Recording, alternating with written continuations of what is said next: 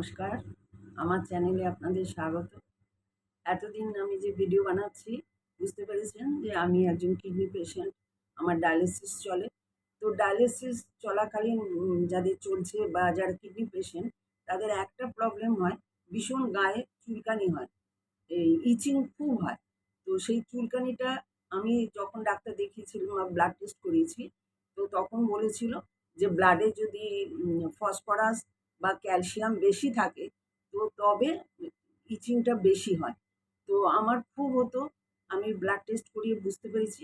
তখন ডাক্তারবাবু আমাকে বলেছিলেন, বাজারে টেকনিশিয়ান তারা বলেছিল যে নারকেল তেল যেটা হয় দেখবেন নীল রঙের একটা নারকেল তেল হয়, প্যারাশুট নারকেল তেল যেটা, ওটা ময়েশ্চার করবেন, অনবরত গায়ে লাগাবেন বা ভালো কোনো তেল বা ভালো ময়েশ্চারাইজার দিনে ৩ বার ৪ বার করে গায়ে লাগাতে, লাগাতে ধীরে, ধীরে ওই ইয়েটা চলে যাবে, ইচিংটা কমে যাবে।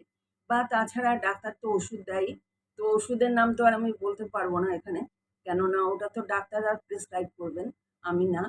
তো আপনারা অবশ্যই যাদের ইচিং খুব হয়, এত মারাত্মক হয় যে রাত্রে ঘুমানোও যায় না।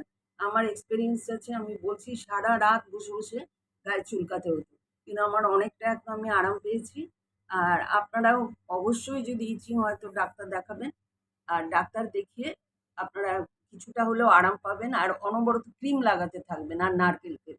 অনেকে বলে নারকেল তেলের মধ্যে কর্পূর দিতে। যে বড়, বড় কর্পূরগুলো পাওয়া যায় ওগুলো গুঁড়ো করে নারকেল তেলের মধ্যে দিয়ে ওগুলো লাগাতে। তাহলে ইচিংটায় আপনারা আরাম পাবেন। আশা করি আপনাদের এটা শুনে উপকার হবে। আজ এই পর্যন্ত। আ ধন্যবাদ আমার চ্যানেল দেখার জন্য।